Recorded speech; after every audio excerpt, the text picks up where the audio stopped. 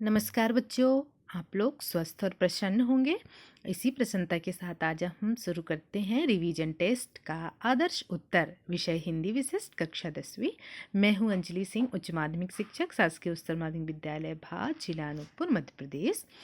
Revision test में जो प्रश्न पूछे गए थे उनके उत्तर हम सुविधा के लिए लेकर आए हैं।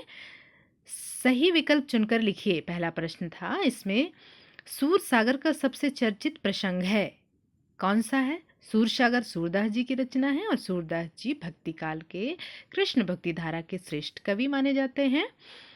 भ्रमर गीत, भ्रमरसार, भ्रमर राग, भ्रमर गीता।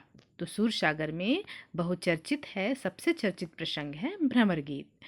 परंपरा बनाम आधुनिकता पाठ के लेखक हैं रामवृक्ष बेनीपुरी, प्रेमचंद, हजारी प्रसाद द्विवेदी, हरिशंकर परसाई। इसका उत्तर है हजारी प्रसाद द्विवेदी। सुश्रुत संहिता में शल्य यंत्रों की संख्या खालिस्तान बताई गई है 101, 501। तो इसका उत्तर है 101। सुश्रुत संहिता महर्षि सुश्रुत द्वारा लिखी गई है। अर्थ के आधार पर वाक्य के खालिस्तान भेद हैं 8, 3। तो इसका सही उत्तर है 8। और 3 किसका होगा? रचना के आधार पर 3 है। जिसके प्रति स्थायी भाव उत्पन्न हो वह कहलाता है आलंबन, उद्दीपन।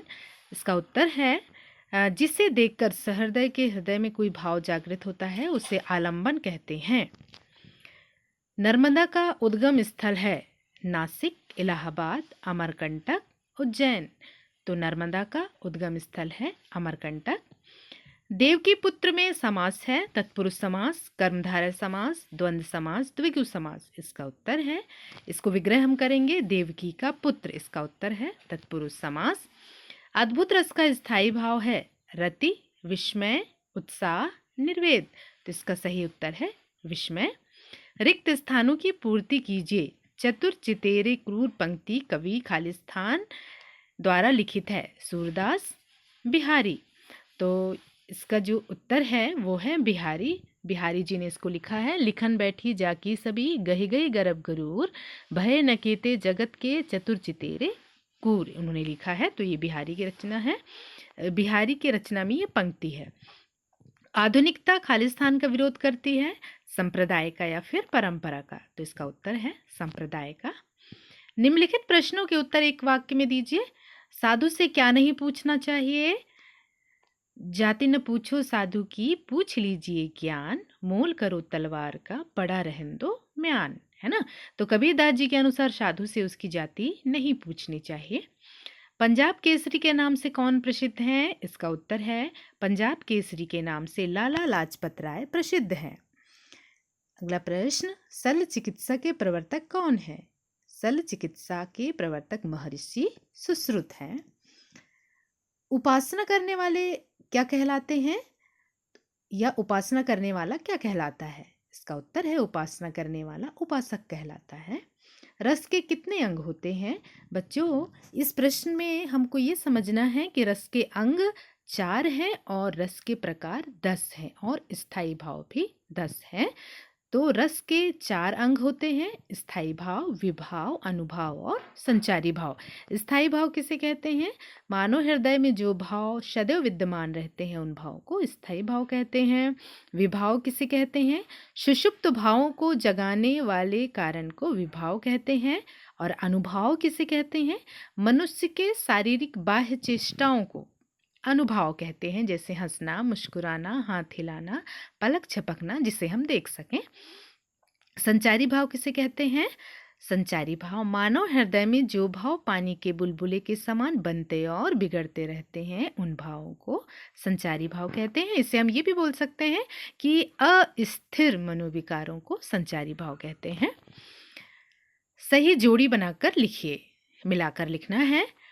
तो विनय पत्रिका, गेहूं और गुलाब, लोक संस्कृत की स्मृति रेखा, नर्मदा, करुंडस, वक्रोक्ति। तो विनय पत्रिका किसकी रचना है? तुलसीदास जी की। गेहूं और गुलाब रामवृक्ष बेनीपुरी। लोक संस्कृति की स्मृति रेखा नर्मदा, ये क्या है? यात्रा वृत्तांत है। करुणरस का स्थायी भाव शोक है। और वक्रोक्ति अलंकार, वक्रोक्ति क्या है? अलंकार है। सूरदास ने निर्गुण की अपेक्षा सगुण को श्रेष्ठ कर क्यों माना है? इसका उत्तर है सूरदास निर्गुण की अपेक्षा सगुण भक्ति को श्रेष्ठ कर मानते हैं, क्योंकि निर्गुण ब्रह्म की स्थिति के विषय में कुछ कह पाना संभव नहीं है। निराकार भक्ति मन और वाणी के लिए अगमनीय है। निर्गुण ब्रह्म का ना कोई स्वरूप है, ना पहचान है, ना उसकी जाति है, ना गुण है, आदि का भी कुछ भी पता नहीं है। उसे पाने की कोई युक्ति ही नहीं है, उपाय ही नहीं है। बिना आकार के आधार के मेरा मन कहाँ दौड़े, इसलिए सूरदास के साकार भगवान की भक्ति श्रेष्ठ प्रतीत होती है। अथवा बालक राम की कौन सी क्रियाओं से माताएं प्रसन्न होती हैं? इसका उत्तर है बालक श्री राम कभी चंद्रमा को मांगने की हट करते हैं और कभी उसकी परछाई को देखकर डर जाते हैं। कभी वे ताली बजाकर नाचने लगते हैं, कभी क्रोधित होकर कहते हैं कि जिस वस्तु की मांग पर अड़ जाते हैं उसे लेकर ही मानते हैं। बालक राम की इन्हीं चेष्टाओं से माताएं प्रसन्न होती हैं। रीतिकाल के दो प्रमुख कवियों के नाम एवं उनकी दो दो रचनाओं के नाम लिखिए। रीतिकाल के, भक्ति काल के बाद रीतिकाल आता है। तो कवि का नाम है केशवदास और दूसरे हैं भूषण। उनकी रचनाएं क्या हैं? केशवदास को क्या कहा जाता है? कठिन काव्य का प्रेत भी कहा जाता है, क्योंकि उनकी भाषा बहुत क्लिष्ट है। आचार्य कवि हैं केशवदास। इनकी रचना है रामचंद्रिका और कवि प्रिया। भूषण दास जी का नाम रीतिकाल में सभी कवियों ने श्रृंगार रस को अपनाकर रचनाएं की हैं, लेकिन एक ऐसे कवि हैं जिन्होंने श्रृंगार से हटकर भी रस को अपनाया है, ऐसा प्रश्न भी आता है, तो इसका उत्तर होगा भूषण, है ना। तो भूषण की रचनाएं हैं शिवराज भूषण, शिवा बावनी, ये इनकी रचनाएं हैं। भारतीय युगीन काव्य की प्रमुख विशेषताओं का वर्णन कीजिए। इसका उत्तर है भारतीय युग का समय सन 1843 से सन 1900 तक माना जाता है। विराट व्यक्तित्व के धनी भारतेंदु हरिश्चंद्र के नाम पर इस युग का नामकरण हुआ है। इस काल के काव्यों में जन चेतना, राष्ट्रीयता, समाज उद्गार का स्वर मुखरित हुआ है। भारतेंदु हरिश्चंद्र, बद्री नारायण चौधरी, प्रेमघन, प्रताप नारायण मिश्र आदि इस काल के प्रमुख कवि हैं। अगला प्रश्न 8, समय संभवितात वाक्य कृष्ण ने किससे कहा था? समय संभवितात वाक्य कृष्ण ने अर्जुन से कहा था। अथवा भाषा की प्राप्ति किस प्रकार होती है? इसका उत्तर है भाषा की प्राप्ति हमें परंपरा से होती है। यह भाषा काल प्रवाह में बहती हुई, समकालीन संदर्भ को बिखेरती हुई, नए उपादानों को ग्रहण करती हुई आज हमें प्राप्त हुई है। गद्य की प्रमुख विधाएं कौन सी हैं? तो बच्चों, गद्य की जो विधाएं हैं उनको 16 भागों में बांटा गया है। गद्य की कितनी विधाएं हैं? 16 विधाएं, जिसको 2 भागों में बांटा गया है, प्रमुख और प्रकीर्ण या गौड़। तो प्रमुख 6 हैं और प्रकीर्ण 10 है ना। तो प्रमुख है कहानी, उपन्यास, नाटक, एकांकी, निबंध और आलोचना। इसके बाद जितनी भी विधाएं बचती हैं वो किस में आएंगी? प्रकीर्ण में। अथवा उपन्यास और कहानी में कोई 2 अंतर लिखिए। इसका उत्तर है कहानी और उपन्यास। कहानी छोटी होती है, उपन्यास बड़ा होता है। कहानी में एक घटना का वर्णन होता है, उपन्यास में अनेक घटनाओं का वर्णन होता है। माई की बगिया का वर्णन अपने शब्दों में कीजिए। इसका उत्तर नर्मदा के जन्म स्थल के कुंड से थोड़ा सा ऊपर ही माई की बगिया है। यह पहाड़ी ढलान पर है। उसे देखकर लगता है जैसे पहाड़ को काटकर एक बगीची बनाई गई हो। यहाँ से एक धारा भी बहती है। यहाँ कुछ मंदिर भी हैं। वर्तमान में माई की बगिया का बहुत व्यवस्थित रूप यहाँ नहीं है, लेकिन माई की बगिया नाम से प्रकट होता है कि बगीची रही होगी। अभी भी यहाँ पर गुलबकावली फूल खिले रहते हैं। माई शब्द नर्मदा के लिए तथा बगिया बगीची के लिए किया गया है। सुश्रुत संहिता का संक्षिप्त परिचय लिखिए। सुश्रुत संहिता शल्य चिकित्सा की विशद जानकारी देने वाला ग्रंथ है। इसमें 10 अध्याय हैं जो 6 भागों में विभक्त है। सूत्र स्थान, निदान स्थान, शरीर स्थान, चिकित्सा स्थान, कल्प स्थान, उत्तर स्थान में बांटा गया है। इसमें शल्य चिकित्सा की विधियां, काम में आने वाले यंत्रों एवं शास्त्रों की व्यापक जानकारी दी गई है। इसमें चीरा लगाने तथा जिसमें जल भर जाए उसे सुई द्वारा बढ़े हुए जल को खींचने का तरीका बताया गया है। पत्थरी, भगंदर, बबाशीर, मोतियाबिंद आदि की शल्य चिकित्सा की पूरी जानकारी इस ग्रंथ में है।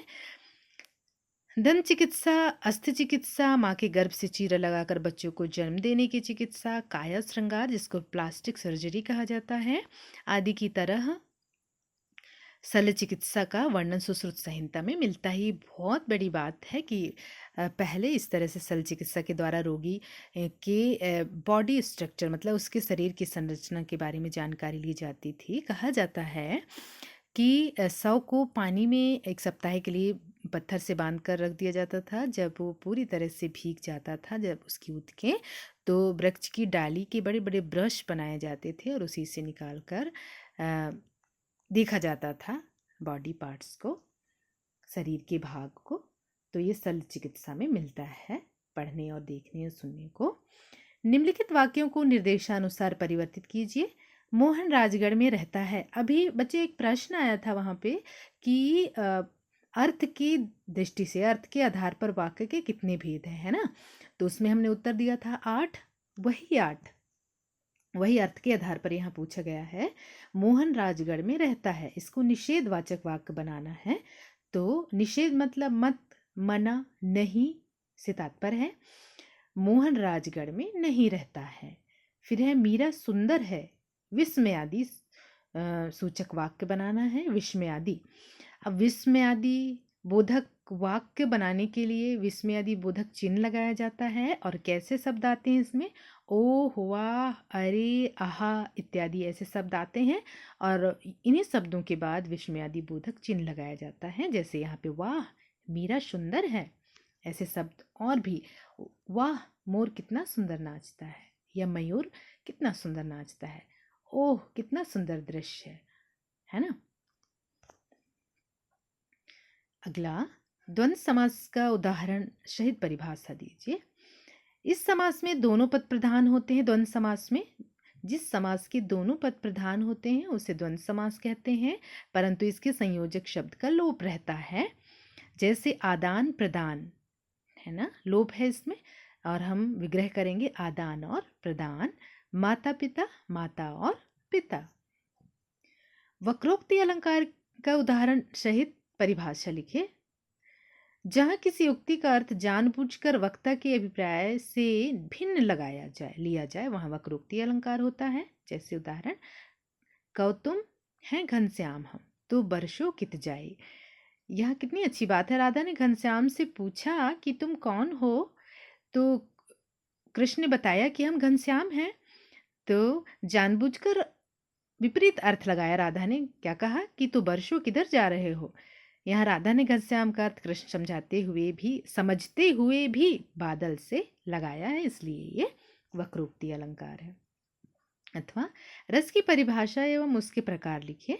जिसका आस्वादन किया जाए वही रस है, अर्थात काव्य को पढ़ने, सुनने अथवा देखने से जो आनंद प्राप्त होता है उससे रस कहते हैं। रस के प्रकार, रस के कितने प्रकार हैं? 10 प्रकार हैं और हर रस का एक स्थायी भाव है। श्रृंगार रस, हास्य रस, करुण रस, वीर रस, रौद्र रस, भयानक रस, विभत्स रस, अद्भुत रस, शांत रस, वात्सल रस, है ना। नर्मदा और सोन से संबंधित लोक कथा लिखिए। लोक कथाओं से इतिहास की अनेक धाराएं अपने रूप ग्रहण करती हैं। अमरकंटक में भी लोक गाथाओं का विश्वास के योग रूप विद्यमान है। लोक में नर्मदा और सोन की प्रणय कथा प्रचलित है। यह कथा अमरकंटक की भूभाग में ही जन्म लेती है। सोन नदी अपने उद्गम स्थल से सैकड़ों फुट की ऊंचाई से गिरती है, जबकि नर्मदा अपने उद्गम कुंड से निकलकर एकदम शांत और सूक्ष्म रूप में बहती है। ब्लॉक में प्रचलित नर्मदा और सोन की प्रणय कथा क्या है? मिथकीय है। अथवा भारतीय चिकित्सा विज्ञान का स्वर्ण युग किसे कहा जाता है और क्यों? इसका उत्तर है ईसा से 600 वर्ष पूर्व और सन 1000 में ईस्वी में तक का समय भारतीय चिकित्सा विज्ञान का स्वर्ण युग कहा जाता है। अत्रेय, जीवक, चरक, वाग्भट आदि यशस्वी चिकित्सा शास्त्रियों ने इसी मध्य भारत की पावन भूमि पर जन्म लिया। इस समय में काशी के अतिरिक्त नालंदा, तक्षशिला जैसे प्राचीन विश्वविद्यालयों ने विश्वविख्यात शिक्षाविद और चिकित्सा विज्ञान विज्ञानी पैदा किए। इस समय चिकित्सा विज्ञान पूर्णतः विकसित था। असाध्य रोगों की चिकित्सा इस समय के चिकित्सक करते थे। उनके द्वारा रचित ग्रंथ आज भी चिकित्सा विज्ञान के धरोहर हैं। प्रश्न 14, निम्नलिखित शब्दों का समास विग्रह कर समास का नाम लिखिए। भर्षक शक्ति के अनुसार, भर्षक समास इसका विग्रह है। शक्ति के अनुसार अव्ययी भाव समास। बाल लीला, बालक की लीला, ये है तत्पुरुष समास। चिंता मुक्त, चिंता से मुक्त, तत्पुरुष समास। अथवा निम्नलिखित शब्द समूह के लिए एक शब्द लिखिए। अब शब्द समूह क्या है? मन के भाव, एक शब्द में उत्तर देना है। मन के भाव को मनोभाव कहेंगे। निरंतर चलने वाला क्या कहेंगे? सनातन या गतिशील, सतत। महिमा से परिपूर्ण, महिमा मंडित। प्रश्न 15, रस के अंगों का वर्णन कीजिए। रस के 4 अंग माने जाते हैं: स्थायी भाव, विभाव, अनुभाव और संचारी भाव। स्थायी भाव, मनुष्य के हृदय में जो भाव सदैव विद्यमान रहते हैं उन भावों को स्थायी भाव कहते हैं, या फिर स्थिर मनोविकारों को स्थायी भाव कहते हैं। इनकी संख्या 10 मानी गई है। विभाव, स्थायी भाव को जगाने वाले कारण को या सुषुप्त भावों को जागृत करने वाले कारण को विभाव कहते हैं। विभाव के 2 प्रकार हैं, आलंबन विभाव और उद्दीपन विभाव। आलंबन विभाव किसे कहते हैं? जिसे देखकर कोई भाव जागृत हो जाए उससे आलंबन विभाव। उद्दीपन, जगे हुए भावों को और उद्दीप्त या तेज करने वाले कारण को उद्दीपन विभाव कहते हैं। अनुभाव, हृदय में स्थायी भाव जागृत अथवा उद्दीप्त होने, हम इसको इस तरह भी बता सकते हैं हम। अनुभाव, मनुष्य के शारीरिक बाह्य चेष्टाओं को अनुभाव कहते हैं। और अनुभाव में जैसे हंसना, मुस्कुराना, हाथ हिलाना, ऐसी प्रतिक्रियाएं मनुष्य के शरीर की बाहरी चेष्टा, मतलब जिस प्रकार आंतरिक पक्ष होता है वैसे ही बाह्य पक्ष होता है। तो बाह्य पक्ष की बात यहाँ पे है अनुभाव में। जैसे शेर से डरकर व्यक्ति का कांपने लगना, व्यक्ति का कांपना क्या कहलाएगा? विभाव, अनुभाव। संचारी भाव किसे कहते हैं? पानी के बुलबुले के समान, जो भाव मानव हृदय में पानी के बुलबुले के समान बनते और बिगड़ते रहते हैं उन भावों को संचारी भाव कहते हैं, या अस्थिर मनोविकारों को संचारी भाव कहते हैं। संचारी भाव की संख्या 33 है। एक रस के साथ, एक स्थायी भाव के साथ अनेक संचारी भाव आ सकते हैं, जैसे हर्ष, उद्वेग, उन्माद, क्रोध, चिंता। ये सारी चीजें किसमें हैं? संचारी भाव। अथवा अतिशयोक्ति अलंकार की परिभाषा उदाहरण सहित लिखिए। परिभाषा, जहां लोक की मर्यादा को पार करके किसी वस्तु का अत्यंत बढ़ा चढ़ाकर वर्णन किया जाए वहां अतिशयोक्ति अलंकार होता है। उदाहरण, पत्रा ही तिथि पाइये वा घर की चहुपास, नित प्रति पुण्योई रहत आनन ओप उजास। यहाँ नायिका के मुख की कांति का अतिशय बढ़ा चढ़ाकर वर्णन किया गया है। महाकवि सूरदास अथवा गोस्वामी तुलसीदास की काव्यगत विशेषताएं निम्न बिंदुओं के आधार पर दीजिए।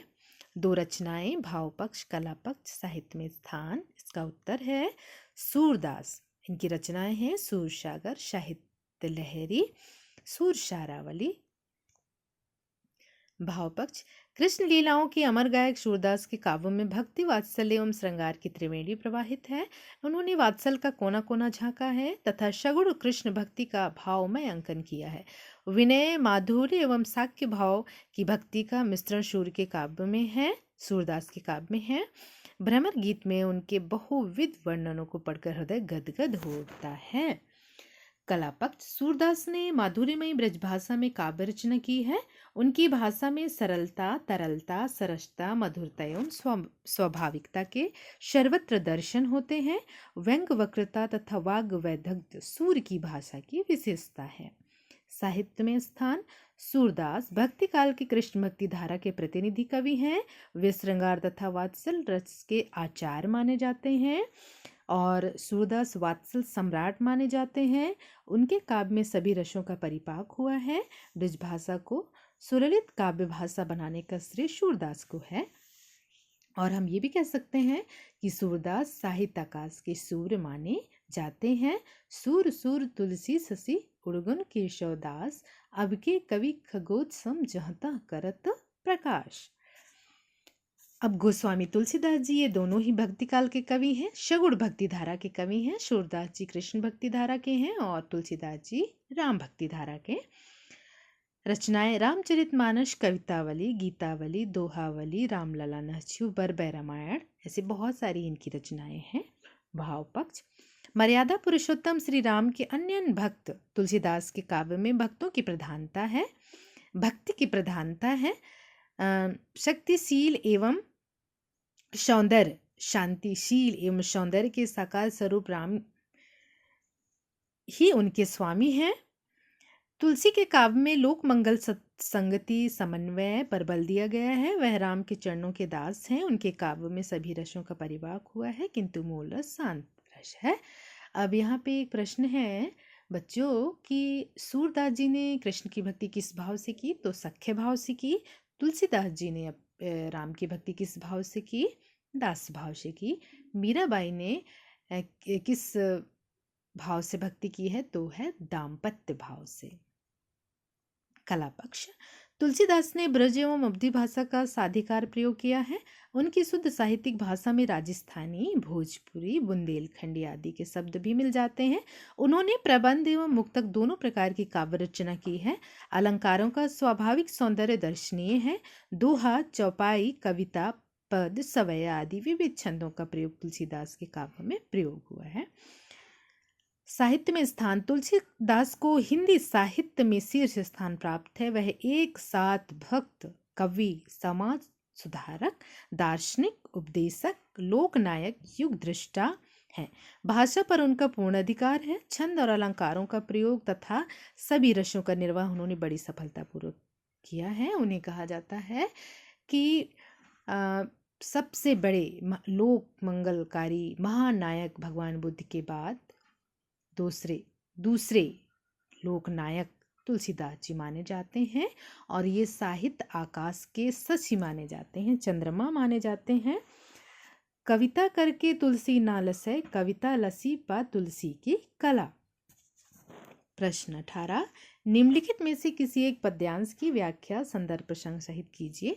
लिखन बैठी जाकी छवि, गह गह गरब गरूर, भय नकेते जगत की चतुर चितेरे कूर। अभी ये बात आई थी।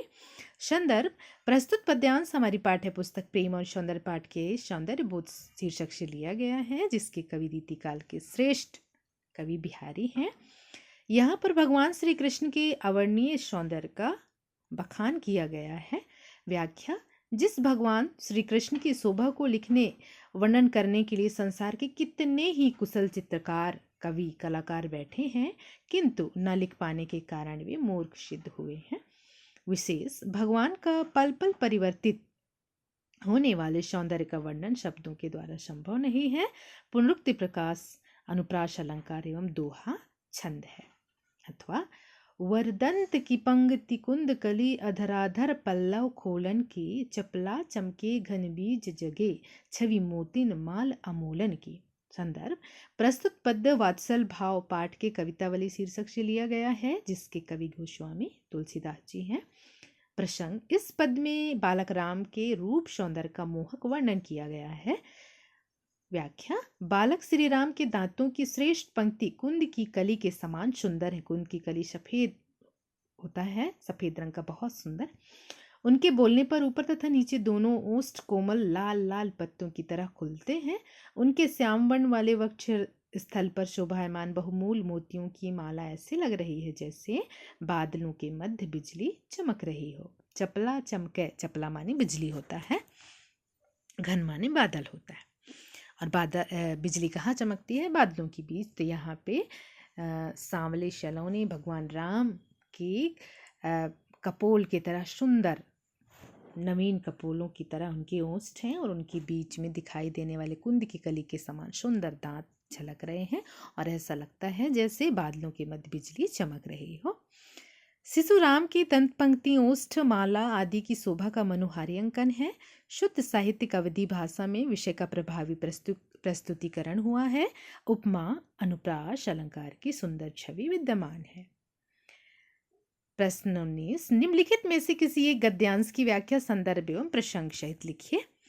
इतिहास साक्षी है, बहुत बार अकेले चने ने ही भाड़ फोड़ा है, और ऐसा फोड़ा है कि भाड़ में खिल खिल ही नहीं हो गया। उसका निशान तक ऐसा छूमंतर हुआ कि कोई यह भी न जान पाया कि यह बेचारा आखिर था कहाँ। संदर्भ, प्रस्तुत गद्यांश हमारी पाठ पुस्तक के मैं और मेरा देश पाठ से लिया गया है। इसके लेखक श्री कन्हैयालाल मिश्र प्रभाकर हैं।